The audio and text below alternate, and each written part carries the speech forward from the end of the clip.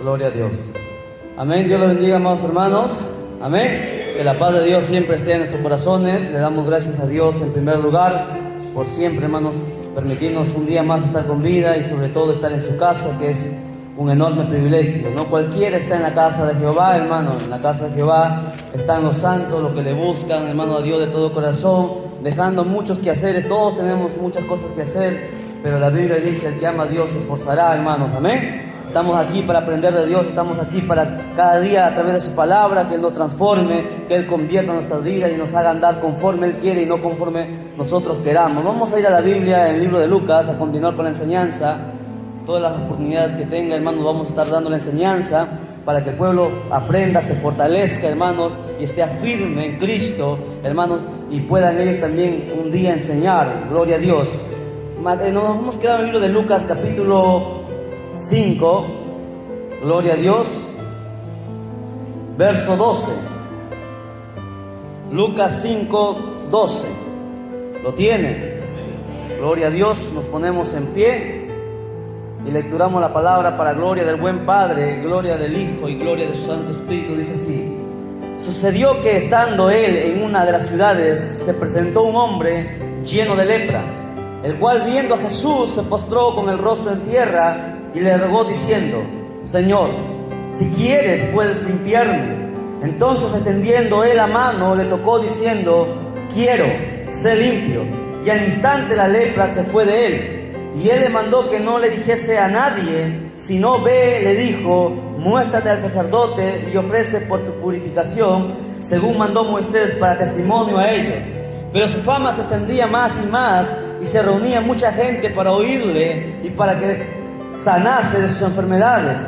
Mas él se apartaba a lugares desiertos y oraba. Oremos. Amado Dios de la gloria, te damos gracias de todo corazón por concedernos, Señor Dios mío, este privilegio de lecturar tu palabra y pedirte en este momento con toda humildad y mansedumbre, Señor Dios mío, que tu Santo Espíritu hable en nuestra vida, hable en nuestro corazón, Señor Dios de la gloria. Quiere escuchar tu palabra y tu pueblo que está aquí también, Dios de la gloria, y que seas tú, Señor Dios mío, dando sabiduría y entendimiento. Padre Santo, pues no tengo nada que entregar, Señor, a tu pueblo si tú no me lo das primero. Háblanos con poder y con autoridad, como siempre tú sabes hacerlo. En el nombre de Jesús le damos gloria y declaramos victoria en este lugar, sabiendo que tú estás presente. Amén, amén y amén. Tomen asiento, por favor. Ya sabe, debe mantener su Biblia abierta. Bien, nosotros hemos visto una parte en Mateo acerca de cómo Jesús sana al leproso. Todos hemos visto ya la historia que Jesús sana al leproso y todo bonito, pero nosotros vamos a la enseñanza que hay dentro de cada parábola. Sí, hay una enseñanza siempre dentro de cada de la Biblia, y hay que poder extraerla, porque ahí Dios es donde nos fortalece. En primer lugar, nosotros conocemos la historia, nos dice claramente que Jesús estaba, hermanos, caminando, yendo de ciudad en ciudad, llevando el Evangelio. Si usted ha leído la Biblia, eso es lo que hacía Jesús, de lugar en lugar, y Él caminaba, no iba como nosotros en carro, Él caminaba a larga distancia, de ciudad en ciudad, y llevaba el Evangelio. Es su misión de él, era predicar el Evangelio. Es la misión de todos nosotros, sí, predicar. La gente no quiere hacer eso, la gente no quiere evangelizar. Dice: no, Dios a mí no me ha llamado a hacer esto. Yo no soy evangelista, yo no soy predicador. Sí, a mí me gusta cantar, a mí me gusta orar, a mí me gusta... Es cierto, cada uno de nosotros tenemos un don y un talento que Dios nos ha entregado. Sí, ese es el don y el talento, que es diferente, no se olviden. Ya hemos hecho el estudio de los dones y los talentos, que son diferentes. Cada uno de nosotros tenemos dones y talentos. En la iglesia hay talentos, pero hay dones. En el mundo solamente hay talentos, jamás dones. Los dones solamente los da Dios. ¿Ok? Ahora, ¿qué sucede? Cada uno de nosotros nos puede gustar orar, cantar y predicar, es cierto. A todos nosotros, cada uno tiene su peculiaridad. Pero el deber de cada uno de nosotros es el de predicar. ¿Sabía usted eso? Aunque tú no seas evangelista, aunque tú no seas pastor, ¿me entiendes? Cada uno de nosotros el deber es de predicar a tu vecino, a tu amigo, a tu padre, a tu madre, ¿me entiendes? Es el deber de nosotros el de predicar, aparte del que nos guste orar, aparte del que nos guste cantar o alabar o ministrar. El deber de cada cristiano y el mandamiento que Cristo dio, porque eso está en Marcos, ¿me entienden? En Marcos, antes que Jesucristo vaya al cielo, cuando se reunió en el Monte de los Olivos, antes de partir en las nubes, Jesucristo mandó, dijo claramente: ir por todo el mundo y predicar el Evangelio, enseñando, dijo Jesucristo. Lo dice Mateo también claramente, capítulo 28. ¿me entiendes? Esas fueron las últimas palabras de Cristo antes de partir esta tierra. Y eso fue para todos. No lo digo que los pastores lo hicieran, que los evangelistas lo hicieran. Cada uno de nosotros tiene el deber de predicar, ¿me entiendes? Y si no lo hace, usted tendrá que darle cuenta a Dios. Porque recuerde que mucha gente se está perdiendo, mucha gente piensa que anda bien, pero ustedes que conocen la luz, usted tiene que predicar a todo el mundo que conozca, hablarle de Cristo, orar por Él, interceder por Él, ¿me entiende? Ese es el trabajo de cada uno de nosotros.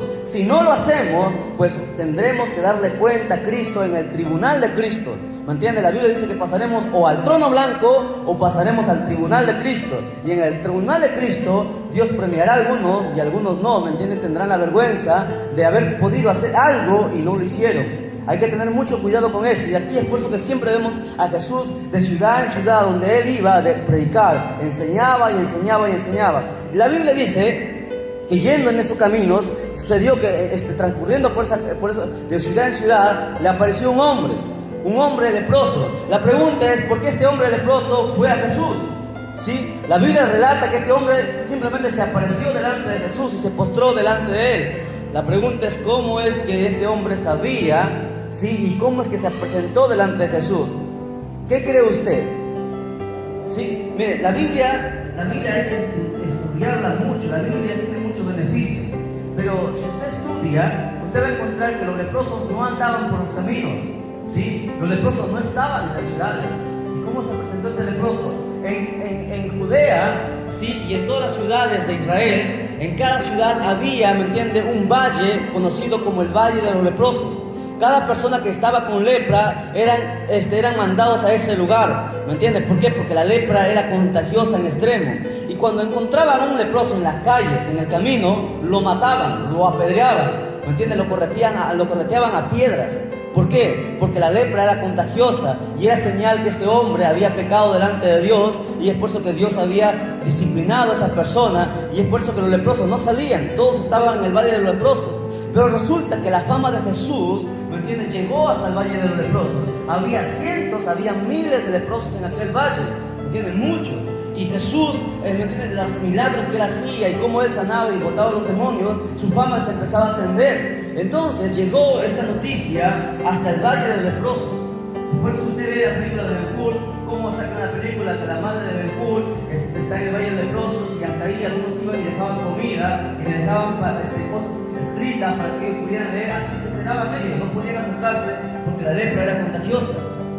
Cuando la fama de Jesús llegó hasta este Valle de los Leprosos, muchos oyeron esta palabra, pero solamente uno, escuchen bien, solamente uno tuvo la convicción y tuvo la fe y la valentía de salir del valle arriesgando su propia vida, ¿me entienden?, para obtener algo de Jesús.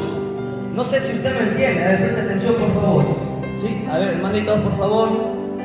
Estamos, por favor, ¿sí? Estamos en la enseñanza, se deja para después. A ver, miren, yo quiero que usted entienda algo muy importante. De todos los recursos que había ahí, solamente uno se atrevió a hacer algo que cambió su vida para siempre. Este hombre estaba completamente perdido, su familia lo había desechado, no tenía nada, había perdido todas sus cosas y estaba solamente esperando la muerte. Pero cuando él escuchó de Jesús, él se esforzó y tuvo la valentía de salir, como le vuelvo a repetir, arriesgando su vida.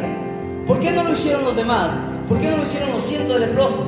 Es que sucede, hermanos, que cuando uno quiere algo de verdad y lo anhela con corazón, ¿me entiendes? La Biblia dice que querer es poder. Cuando tú quieres algo de verdad, tú lo consigues. Mucha gente dice, no, hermano, pero yo no puedo orar, yo no siento, yo quisiera ser el gran siervo de Dios, quisiera alabar y ministrar. Todo el mundo quiere y desea algo, ¿me entiendes? Pero no todo el mundo lo va a alcanzar, ¿o sí? O solamente desear, tú alcanzas las cosas, o se obtienen las cosas, porque de repente tú dices, yo quisiera tener una gran casa, y con solamente desear una casa se te va a aparecer. Pues no, tienes que trabajar, tienes que esforzarte, tienes que sacrificar muchas cosas, tienes que olvidarte de tantas cosas y empezar a ahorrar para comprar esa casa. Al igual este hombre, ¿me entiende?, tuvo fe en su corazón que si él, ¿me entiende?, llegaba hasta donde estaba Jesús, él iba a ser sano, ¿me entiende? Y no le importó si moría en el camino, él se esforzó y salió. ¿Me entiendes? Ese es cuando alguien quiere algo. Cuando alguien quiere ir al cielo de verdad, se va a esforzar. Cuando alguien quiere realmente ama a Dios, ¿me entiendes?, no le le va a importar las cosas que tenga que hacer, el trabajo, no le va a importar nada y va a buscar a Dios. No le va a importar los problemas, las dificultades, los obstáculos. El que realmente ama a Dios va a esforzarse por alcanzar ir al cielo. Nosotros estamos aquí porque queremos ir al cielo, porque queremos conocer el universo, porque queremos estar con Dios, ¿me entienden? Y nos esforzamos. Les vuelvo a repetir, somos muchos aquí en la iglesia, somos más de 50, y de los 50 solamente nunca se congregan todos. Unos van unos días, otros van otros días, ¿me entiendes? Cada uno, el que se esfuerza, ¿me entiendes? Dios está viendo su esfuerzo. Y la Biblia habla que existe un libro llamado el libro de las obras.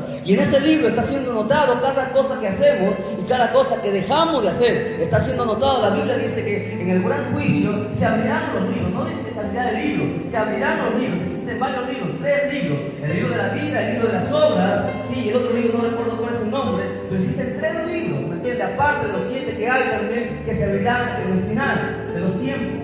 Ahora, quiero que usted entienda algo muy, pero muy importante. Si tú quieres realmente alcanzar el cielo e ir a Dios, pues te esforzarás. No existe excusa, no existe peros, ¿me entiendes? No existe nada de esas cosas. Este hombre, ¿me entiendes? No le detuvo el temor a ser apedreado y a ser asesinado. Y imagínense, este hombre caminó de ciudad en ciudad porque el Valle de los Leprosos estaba muy lejos de todas las ciudades y él tuvo que caminar y buscar de ciudad en ciudad a Jesús hasta que lo encontró. Y cuando lo encontró, imagínense lo que tuvo que pasar él padecer. En Israel hacía calor y ese calor quemaba las llagas de la lepra. La lepra era una enfermedad que se caía por pedazos de su carne. El olor era inmenso, es por eso que la gente que estaba con lepra no podía ni siquiera ni caminar. Es por eso que estaban en un valle para que la sombra los protegiese y el sol no quemara sus heridas. Y les ardía, ¿me entienden? Y eso es porque uno ha estudiado sobre estas cosas. Ahora, cuando este hombre encuentra a Jesús, ¿me entiendes? Lo primero que él hace es muestra una señal de humillación. Él se postra de rodillas, no se cae para atrás como los chistosos que hacen ahora. Él se postra de rodillas delante de él y hace algo muy interesante. Dice de la siguiente manera, dice así: Señor, si tú quieres, puedes limpiarme. Mira, esta es la forma en cómo uno se debe acercar a Dios. Mucha gente le dice: Señor, dame esto, te pido esto, yo quiero esto, yo quiero. Somos pedilones, todo queremos y pedimos, pero tú le has preguntado a Dios si realmente lo que tú estás pidiendo, Dios te lo va a dar o debe dártelo. La gente ora y ora mal, ¿me entiendes? Es por eso que las peticiones a veces nunca son respondidas por Dios. ¿Por qué? Porque la Biblia dice que nosotros debemos pedir conforme al corazón de Dios, ¿me entiendes? No debemos pedir porque mucha gente pide cosas para su mal. Mucha gente dice: Dios, dame dinero. Cuando Dios le da dinero, le da trabajo, le da empleo, se olvidan de Dios y se van al mundo y se pierden, ¿me entiendes? Y es por eso que Dios no nos da. ¿Cuánta gente ora? Y yo he escuchado, hermano, ahora: Señor, dame la tinta. Señor, yo quiero tener plata y cuando yo tenga plata le voy a dar a los pobres. Y nunca lo hace. Y eso es una gran verdad, hermano. Yo por eso que Dios nunca da las cosas. Nosotros debemos aprender a pedir a Dios: Señor, si tú quieres, puedes limpiarme. Mira, Él lo dijo en su propia carne. ¿Qué tal si Jesús le decía no? ¿Me entiendes? Porque a veces la respuesta de Dios es no, ¿sabía? No todo lo que le pedimos a Dios nos lo va a responder. Pablo es una gran señal de ello. Pablo, el mayor apóstol de la Biblia, el único de todos los apóstoles que tenía los 9 dones del Espíritu Santo, y uno más era el don de continencia. No hubo ni habrá apóstol como Pablo, el mayor apóstol, ¿sí? El hombre más importante de la tierra después de Cristo, Pablo. La Biblia dice que él estuvo enfermo, tenía una enfermedad, una llaga. Y la Biblia dice que él oró por 3 veces y le pidió a Dios que lo sanara. Y la Biblia dice que Dios le dijo: no, Pablo, no te voy a sanar. ¿Sabía usted eso? Usted debe aprender, mire, la Biblia dice que Pablo tenía tanta unción que solamente él ni siquiera tocaba a la gente, simplemente daba la palabra y la gente se sanaba. Él tenía el don de milagros, el don de sanidades, todos los 9 dones lo tenía. ¿Me entiendes? Era tan poderoso porque paraba, hermanos, en la oración, pero sin embargo él oraba por él mismo y no podía sanarse. Y él pidió 3 veces, le insistió a Dios: Señor, sáname. Y Dios le dijo: no, Pablo, no te voy a sanar. ¿Sabía que el mayor apóstol de la Biblia murió enfermo? Le dijo: no, Pablo, porque no vaya a ser que yo te sane y tu corazón se enorgullezca y te desvíes y te descarríes como muchos lo hacen. Sí, y la Biblia nos registra que Pablo murió en una cárcel enfermo y cortado la cabeza, el mayor apóstol de la Biblia. Es que usted debe aprender que a veces la respuesta de Dios es no, ¿me entiende? No siempre es sí. Y nosotros debemos aprender a aceptar, ¿me entiende?, las cosas de Dios, el sí y el no. A veces el no es duro, es difícil, ¿me entiende? Pero debemos aprender que Dios sabe por qué hace todas las cosas. La vez pasada recuerdo yo, cuando escuchaba el testimonio del pastor, que su hijo, la familia tenía una herencia de leucemia y sus hijos se iban muriendo y tenía el hijo que más quería, ¿sí?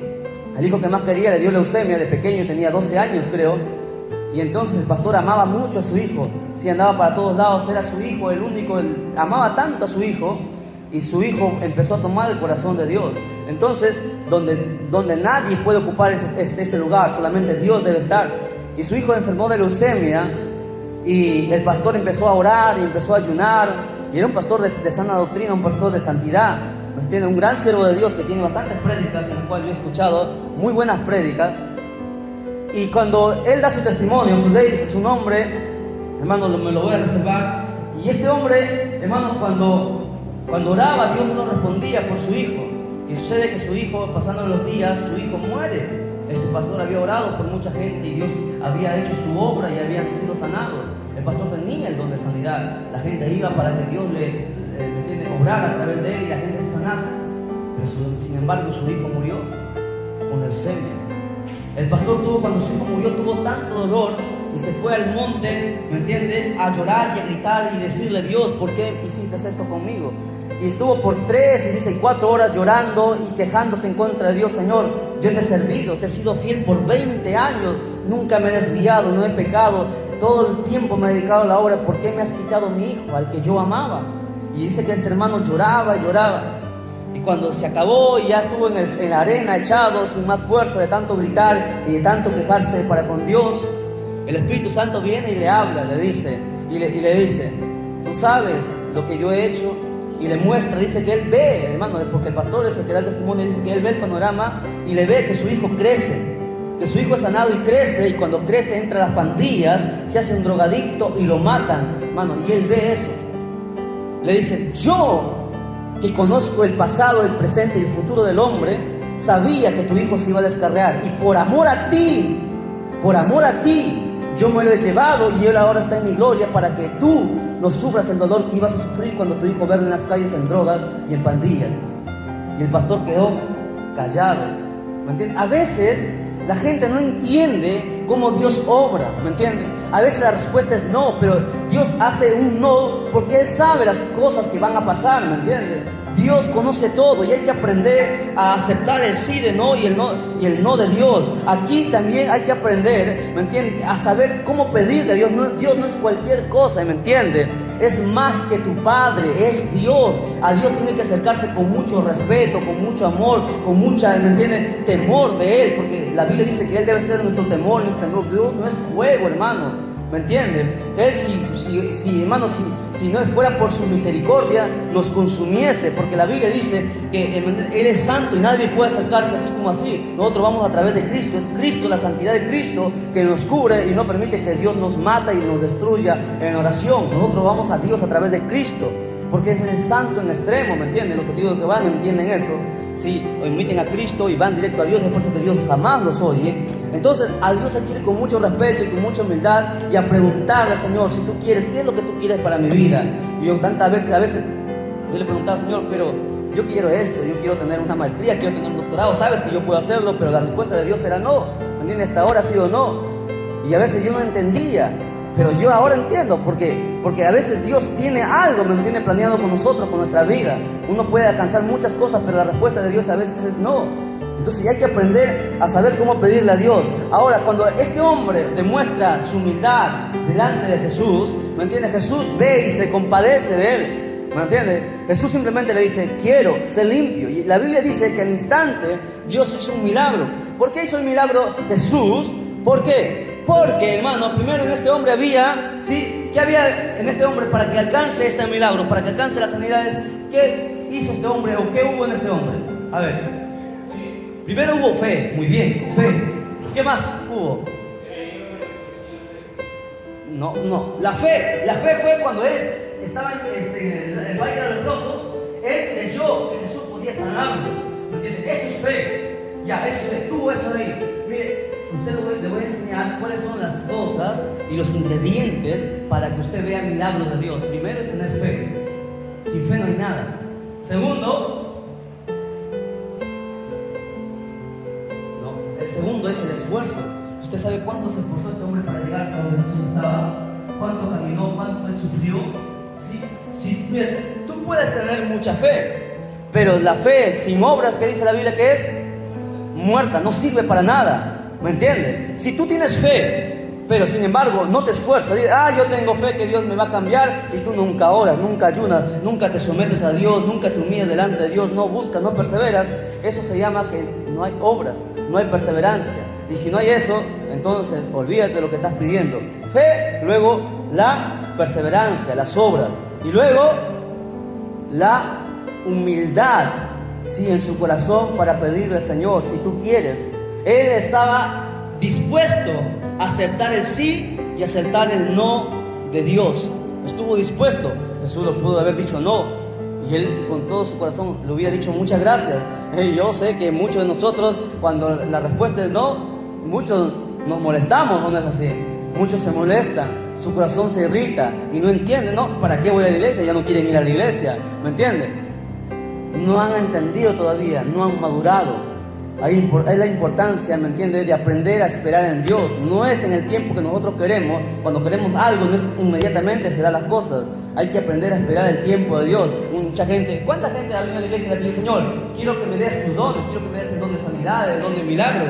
Y la respuesta de Dios es no todavía. ¿Por qué? Porque Dios no lo da. ¿Por qué? Porque todavía tú tienes que pasar un proceso. Porque si te lo da, ¿a cuántos Dios les ha dado y se han corrompido? ¿Cuántos tantos falsos ahora que hacen milagros y Dios se les entregó el don y ahora mira lo que hacen? Venden el evangelio y comercian el evangelio. La Biblia dice que tienen ya ellos escrito dónde van a ir, está en su juicio y ya está declarado para con ellos. Es por eso que mucha gente pide y no recibe y luego se cansa, pasa el tiempo y se cansa. La respuesta no está en cansarse, la respuesta está en seguir pidiendo hasta que Dios, ¿me entiende?, nos pase por el proceso y vea que realmente somos aptos y Dios entregue sus dones, ¿me entiende?, y entregue sus ministerios. Dios da dos cosas, da dones y da ministerios. Los ministerios están más arriba, son más altos. Los dones son 9, los ministerios son 5.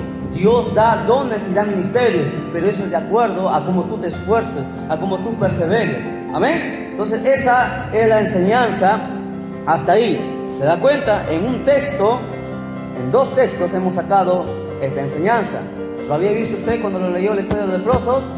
Pues así se debe leer. Hay que estudiar mucho, hay que orar mucho, ¿me entiendes? Y hay que zambullirse en la escritura. Ahora en ese mismo texto está la otra enseñanza. Miren, la Biblia dice que en el verso 14, Jesús no era como los hipócritas de ahora, ¿no?, que quiere que todo el mundo se entere y que todo el mundo sepa que Dios hizo milagros a través de él. Jesús, cuando hizo el milagro a este hombre en el verso 14, le mandó Jesús, dice, que no dijese a nadie. ¿Se da cuenta? Que no le comentase a nadie del milagro que él había hecho.